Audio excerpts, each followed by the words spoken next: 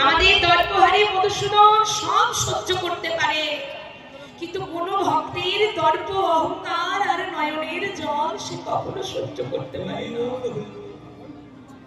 এটা আমার মুখের কথা নয়, এত এত ভক্তের সামনে আমি মাইকের সামনে দাঁড়িয়ে বললাম না। অন্তর্যামী ভগবান আমার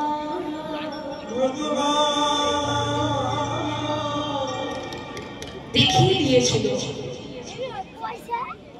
যিনি 18টি পুরাণ 4টি বেদ রচনা করলেন, যার নাম হচ্ছে বাবা। যাই, এবার আমি স্নান করে আসি, স্নান করে এসে আর বাকি কথাটা সব লিখে শেষ করে দেব।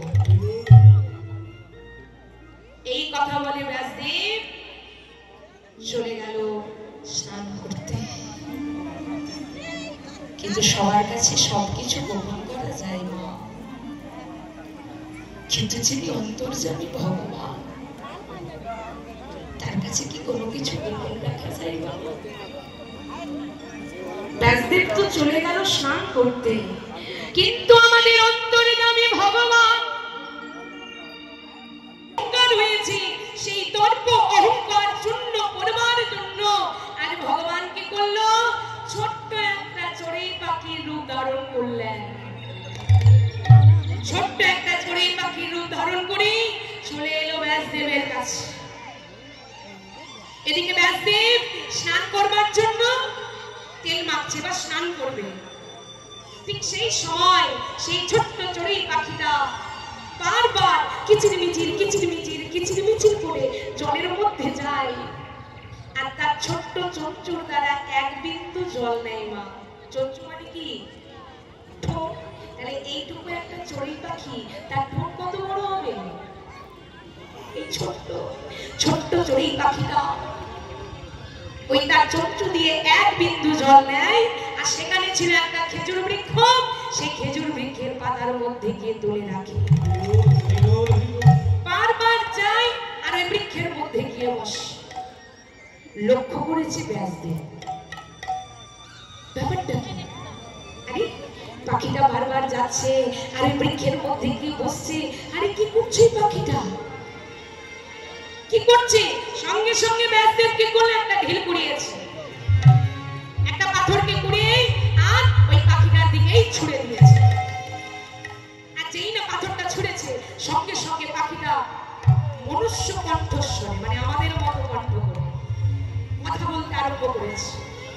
চিৎকার করে বললেন, শোনো শোনো ব্যাসদেব, শোনো, তুমি তাড়াতাড়ি স্নান করে নাও, নইলে এখানকার জল আর একটুও থাকবে না, সব জল আমি শেষ করে দেব, তুমি আর স্নান করতে পারবে না। নাও, তুমি তাড়াতাড়ি স্নান করে নাও।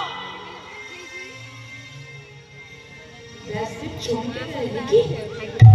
আরে ছোট্ট একটা চড়ুই পাখি, সে বলে কিনা এই সমুদ্রের জল সব শেষ করে দেবে, আমি স্নান করতে পারবো না। আরে কি বলছে পাখিটা? কি বলছে পাখিটা? পাখিটা আবারও বলছে, কেন পারবো না ব্যাসদেব, কেন পারবো না? ব্যাসদেব, তুমি যদি ছোট্ট একটা নিপের দ্বারা ছোট্ট একটা চড়ুই পাখিটাকে দেখে বলছে কি, সামান্য একটা চড়ুই পাখি, সে বলে কিনা সব জল শেষ করে দেবে, আমি স্নান করতে পারবো না। কি বলছে পাখিটা? পাখিটা আবার বলছে, কেন পারবো না ব্যাসদেব, কেন পারবো না? ব্যাসদেব, তুমি যদি ছোট্ট একটা নিপের দ্বারা, ছোট্ট একটা কলমের দ্বারা এই ভগবানের অনন্ত লীলাটাকে তুমি লিখে শেষ করে দিতে পারো, তাহলে কেন কেন আমি আমার এই ছোট্ট চঞ্চুর দ্বারা এই সমুদ্রের জলটাকে শেষ করতে পারবো না? যেই নাই কথা বলেছে, সঙ্গে সঙ্গে ব্যাসদেব পাখিটাকে দেখে বলছি, না না, এই তো কোনো সামান্য একটা চড়ুই পাখি হতে পারে না, এটা একটা সামান্য চড়ুই পাখি হতে পারে না। কি বলো না,